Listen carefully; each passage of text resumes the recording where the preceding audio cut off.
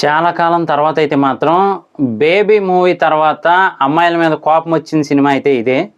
So, ఎందుకు అంటే మాత్రం ఇంతకుముందు పద్ధతిగా లేకపోతే ఇంట్లో పెద్దవాళ్ళు తిట్టడం గానీ, లేదు అంటే చూసిన ఎదటోళ్ళు చెడుగా అనుకోవడం గానీ జరిగేదనమాట. అంటే చిన్న చిన్న డ్రెస్సులు గానీ, స్కర్ట్‌లు గానీ ఆ టైపే ఇస్తే ఇంతకు ముందు కాలంలో చక్కగా ఉన్నవాళ్ళనమాట. ఏంటి ఈ అమ్మాయి ఇలాంటి బట్టలేసిందో అనుకునేవాళ్ళు. కానీ ఇప్పుడు ఎలా తయారైంది అంటే మాత్రం నీట్‌గా పద్ధతిగా లంగా ఓణీలు గానీ, శారీస్ గానీ కట్టుకునే వాళ్ళని మిగతా వాళ్ళు కామెంట్ చేయడం మొదలుపెట్టారనమాట. సో, అలాగే ఉంటుంది ఈ మూవీలో.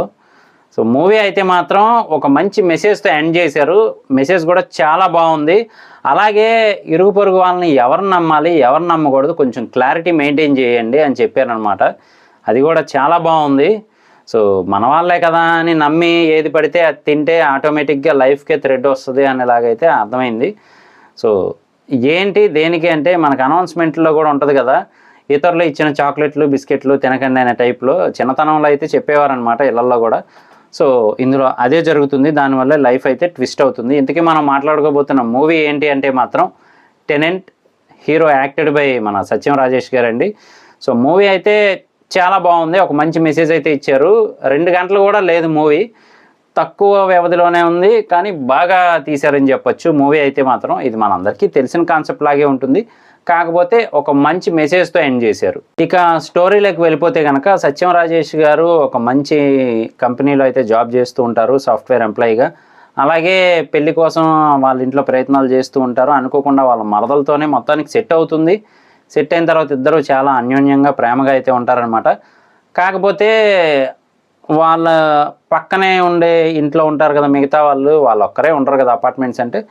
సో, ఆ పక్కింటి వాళ్ళ చూసి వీళ్ళని బాగా ఇబ్బంది పడి, మరీ మనకు సెట్ అవ్వని బ్యాచ్‌లా ఉన్నారు వీళ్ళని చెప్పి అయితే ఫీల్ అవుతూ ఉంటారనమాట అమ్మాయిలు. కాకపోతే ఆ రూమ్‌లో అమ్మాయిలు, అబ్బాయిలు.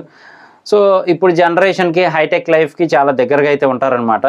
సో, వాళ్ళు మాట్లాడుకుంటూ ఉంటే అనుకోకుండా టాపిక్ అయితే వస్తుంది. వచ్చిన తర్వాత ఆ అమ్మాయి గురించి మాట్లాడటము, దాని తర్వాత ఆ రూమ్‌మేట్స్ వాళ్ళందరూ కూడా విన్న తర్వాత అసలేం జరిగింది? ఏంటి? ఎందుకంత క్రూయల్‌గా సత్యం రాజేష్ గారు బిహేవ్ చేయాల్సొచ్చింది? తన భార్యనే ఆయన ఎందుకు కాల్చాల్సి వచ్చింది? ఇవన్నీ కూడా అయితే ఉంటాయన్నమాట. అలాగే మన హీరోయిన్ గారు అదేనండి ఎస్తర్ గారు ఉన్నారు కదా! ఆవిడైతే ఇందులో ఇన్వెస్టిగేషన్ ఆఫీసర్‌గా అయితే వస్తారు. సో, మొత్తానికైతే నిజాన్ని లాగుతారు గానీ, అది చూస్తే మాత్రం మనకి చాలా బాధ అనిపిస్తుంది. అలాగే చివరికి ఫ్రెండ్స్ అంటారు గానీ, ఆ ఫ్రెండ్స్‌లో కూడా ఎవరిని నమ్మాలో ఏంటో అర్థం కాదనమాట. ఈ మూవీ చూసిన తర్వాత అలా అయితే ఉంటుంది. సో, నిజంగా అనవసరమైన విషయం వల్ల ప్రాణాలనైతే కోల్పోవాల్సొస్తుందనమాట. ఎందుకు అంటే ఓన్లీ బికాజ్ ఆఫ్ చెడు స్నేహాలు, అలాగే బయట వాళ్ళని ఎక్కువగా నమ్మేయటం వల్ల. అంటే ఇప్పుడు అమ్మాయికి అమ్మాయే శత్రువు అంటారు కదా! సో, అలాగే ఉంటుందనమాట.